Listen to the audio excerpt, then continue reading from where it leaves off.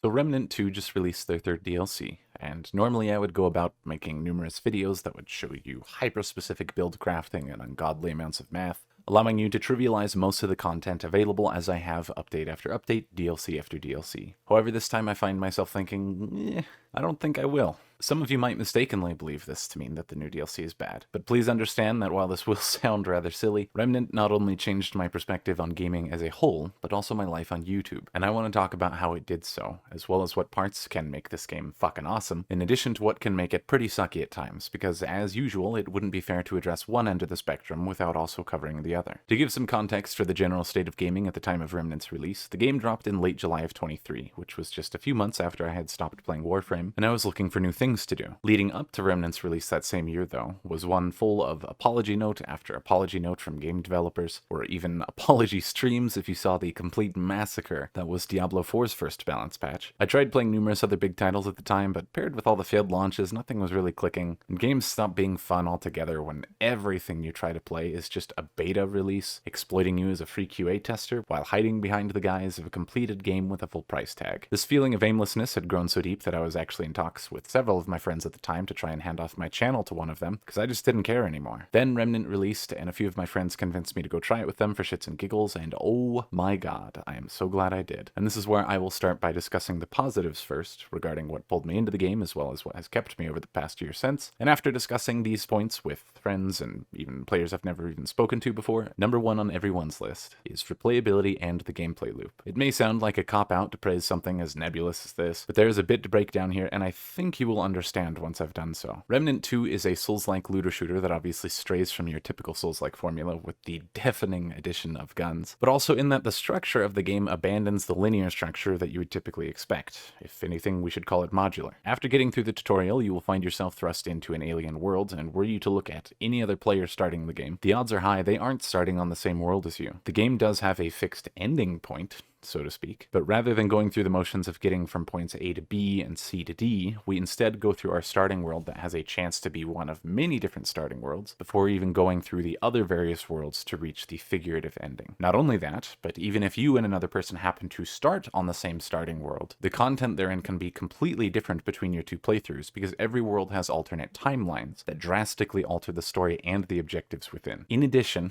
the dungeons you'll find within that world and the associated timeline are pulled from a much larger pool of dungeons, and further still, some of the maps within those storylines and dungeons themselves also have a pool of things to pull from. I said the game has a figurative ending earlier, because the end result is that one single playthrough, going through all the various worlds and getting to the end, won't even show you 15% of what this game has to offer. It is possible to reset your run on a world 10 different times, and despite going to the same exact planet, you will continue to see and learn new things each time. Upon hearing this, it may sound like there is an alarming log of content to work through, but much to my surprise as well, that is not even remotely close to how this plays out. The dev team has blown me away in just how much effort they put into thinking out creative, fun, and sometimes devious ways to keep players on their toes and reward them for exploring. Since the game has a frightening amount of secrets, and the more you play, the more the game will train you to identify what these might be and where you could find them. One run, you might find something as simple as a false wall, at which point you're questioning your reality and asking just how many walls you've walked past that might not have been real. On another run, you might break your way through a bookshelf on accident while trying to kill another enemy and find a completely new area. In that area, you might haphazardly kill an enemy without realizing that they were plugging a water pipe, and if you check back later, you'd notice the water level is actually rising, and if you wait long enough, the rising level will let you reach a new area with new items. And then on another run, you might finish a dungeon that you thought you'd already seen everything for, but accidentally step on a pressure plate on your way out the door that opens up an entire labyrinth-like maze that you've never even seen before. You might even notice a quest item in your inventory can be interacted with, completely altering the outcome within that world line.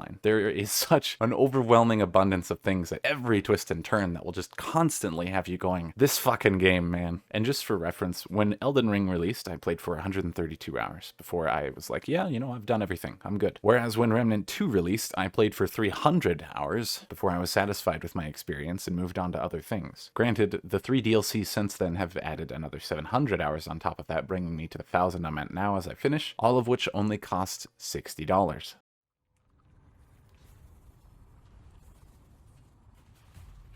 What? Oh, that's not good. You got it. No.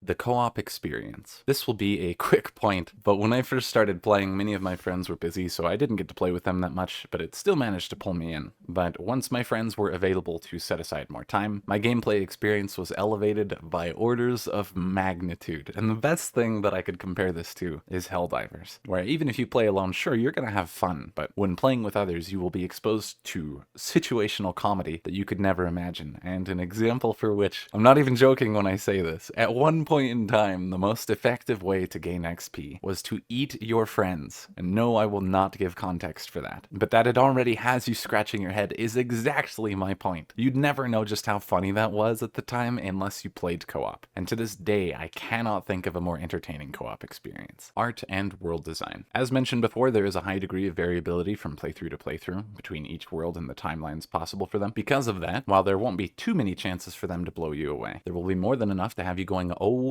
my God. I went in with zero expectations, but holy hell if all the precision and effort that went into making these worlds doesn't show as you go about playing it. Paired with the visuals are the individual stories of each world and their alternate timelines, and frankly, these story worlds have way more work put into them and are infinitely more interesting than the main overarching story for the game itself, but that is something we will talk about later. Combat. This was actually a concern for me when I started playing, because I've played Souls-likes, sure, but with guns, I couldn't really picture it ending well. The combat, however, takes a sum total of 30 seconds to acclimate to between the guns and the melee, much to the credit of the devs, as I figured that part in particular was going to end a royal clusterfuck, but it didn't. Bosses are a given part of any Souls games, and Remnant delivers with an abundance of around 40 bosses, if not more, with some having variants, providing the game with the challenge most of you are seeking, with enough variety to keep you interested from world line to world line. Do not misunderstand, they are not all perfect, though many of them are extremely well done, and I say that after having mapped out the damage of every single boss attack in the entire game. And a few specific bosses do rely on obfuscated visual cues to create difficulty instead of methodical combat, but there aren't very many that do, and even still I found them entertaining and engaging to go up against. Build diversity. Remnant's equipment sports 2 gun slots, a melee slot, 2 class slots referred to as archetypes, and then various accessories, and now, as of the latest free update, a progression system to level with on top of that. The builds, though,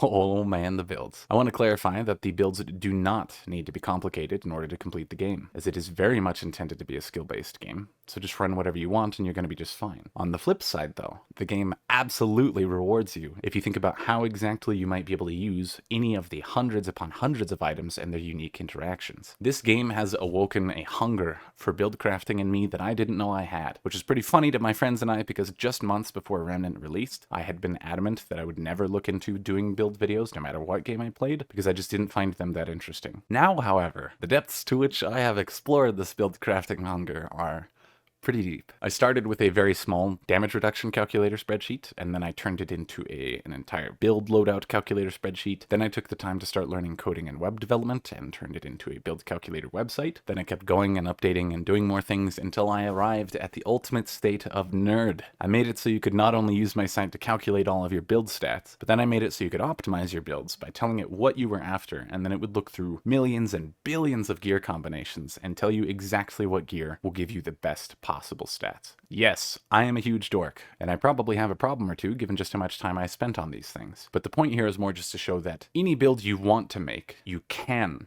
make. It doesn't matter what kind of player you are. You can be casual or hardcore. There exists within the game all the options you could want. To address a fear that I figure people might have after hearing that, but also to wrap up this point, not only is there an overwhelming variety in terms of how you can achieve any build you want to, but there is zero investment required to make the builds work. Nor do you need a super calculator to have fun with your builds. I'm just weird. But it's not like you need to go through 12 layers of random chance and keep farming for 200 hours to get that one single item drop that would enable your build. For the most part, all items are static drops, and everyone has already mapped out where they are and how to get them, if you prefer to just go straight to things instead of trying to find them yourself. If you're missing an item in the build you want, it is not because the game is stopping you, it is because you are too lazy to have gone and grabbed it already. Someone who plays the game at the time of this recording will probably try to argue that prisms, which are the brand new player progression system, are many layers of RNG, but anyone making that argument doesn't actually understand how prisms work because they are not random. Developer outreach. This is going to sound like a negative at first, but please hear me out. Gunfire or Arc games doesn't really seem to have a community team, Some of you will say, well, they obviously have some people handling that, right? And they definitely have a marketing team. But honestly, if they do have a community team, those guys are invisible, because I have never even seen a tweet from them. And coming from Warframe, I've definitely felt some whiplash in regards to the communication that I was used to. But I will also admit, it's probably not fair to compare any game's community team to people like Warframe's Rebecca Ford or Destiny 2's DMG, as they are extreme anomalies when it comes to effective community managers. However, this does not mean that they don't have anyone trying to speak for them when possible, because they do. And anyone who has visited their official Discord will quickly find that it is the developers themselves attempting to drink from that fire hose known as player complaints and feedback. Within the bounds of their builds and balance channels, you are essentially guaranteed to have whatever you say read by at least one member of the dev team, putting in personal time after hours to read it. And this has led to some of the most obscure quality of life changes you could think of based on player feedback, to having several day-long in-depth discussions on the flow of combat and how it might be improved upon. I actually spoke to some people about this recently, and without really pondering it that much, the response they most often gave was, well, isn't that just their job? But I don't think most people have thought about how much gamers suck at giving feedback to devs without making the devs want to crawl into a hole and give up. Without a buffer that would normally be a community team to filter through this feedback for them so they don't go absolutely insane, these devs have been putting in their own time after hours to go through their Discord and read almost everything people say there. This is not to say that they've done a flawless job of things, as they absolutely have not, but along with their desire to rectify the mistakes they make, I think we can all respect their ability to do it at all, and walk away content to continue working on games without hating all of their players. They genuinely just love their game and want to make sure you have a good time with it as well. Game UI. The UI in this game is actually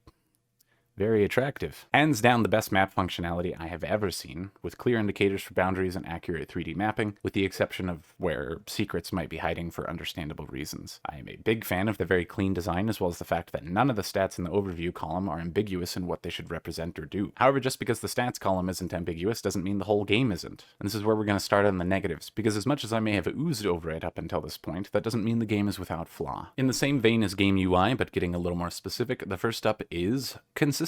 And I do not fully understand what happened in regards to this, but it seems like nobody was on the same page when they were writing out all the descriptions on most items in the game, and I do specifically mean the items. An easy example for this would be damage reduction, as the game has multiple forms of damage reduction that act in different ways when it comes to how they are calculated. Some items can just say increases damage reduction, another can say reduces incoming damage, and there's several other minor variations. 3 items I show on screen each modify the exact same type of damage reduction, while all having different phrasing, and most people would chalk that up to simply being different phrasing and assume that all items that do this are just adding into your standard damage reduction, because why wouldn't they? The reality is that the phrasing doesn't matter, because they could all say the same thing and still be inconsistent. And a quick example for which is the handler archetype ability, Guard Dog. It says it reduces incoming damage to allies under the given conditions, but this is not damage reduction like any of the others, despite being phrased nearly identically. In fact, this is an entirely different kind of damage reduction. It's way better, and it happens to be the only kind of DR like it in the entire game. But as a community, it took us ages to notice this, because we have no clear indicators on what is actually what from item to item. Yes, once the community knows about them, then sure, it's easier, because it's just basically a problem you'll only ever have a maximum of 1 time per item in the game, and I get that. But man, it'd be nice if we didn't have to second guess every single item tooltip when descriptions have similarly described benefits, because this issue is not exclusive to DR. Cost balancing. I will be explicitly clear here. I do not mean the general builds and boss balancing in the game, as I've been content with everything done there and almost mentioned it as a positive for the game, but figured I had enough good things to talk about. I'm talking specifically about the cost balancing of shop items and or cost upgrades, because after a while you really start to feel it when you return from a world line run with 4 or 5 new items, but you only have the materials or money to rank one of them. I'm not saying all the prices are completely unreasonable, but it definitely feels weighted towards the greedier end of player time required than I would have expected. That said, most general players in this game will find one weapon to stick with and have its babies, so maybe it's not a huge deal. But for someone like me who wanted to test builds on a wide variety of items, I had an extremely painful start on the materials with this game. Honorable mention: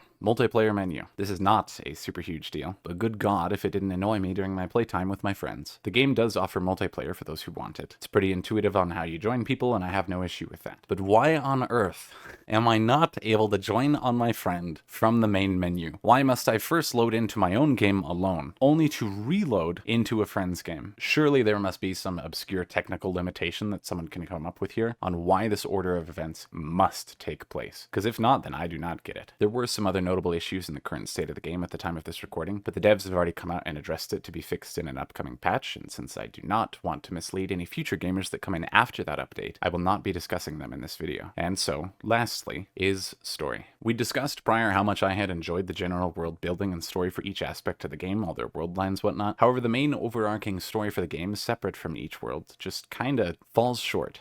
It's really hard to discuss this without spoiling it, and maybe some of you will like the main story ending, but for me it felt like a cheat to tie up loose ends they'd left open until then with one blanketing move, and I didn't enjoy it. Instead of feeling any sort of payoff at the main ending, all I could do was laugh. Thankfully though, what makes this game great is not the main storyline, and you absolutely can completely ignore it while still having a great time in each world line. And then that's actually it. On the negative end of things, I struggled to find more wrong with this game, which, if anything, should serve as a testament to the product it has become. They learned from their many mistakes in Remnant from the Ashes, as well as over the past year, to bring it to where it is now. And that is a game I can earnestly recommend to all of you. For the amount of fun I've had covering this game and just dicking around with the devs and community, I will be ever grateful. So to Gunfire, now Arc Games, and the Remnant 2 community, thank you.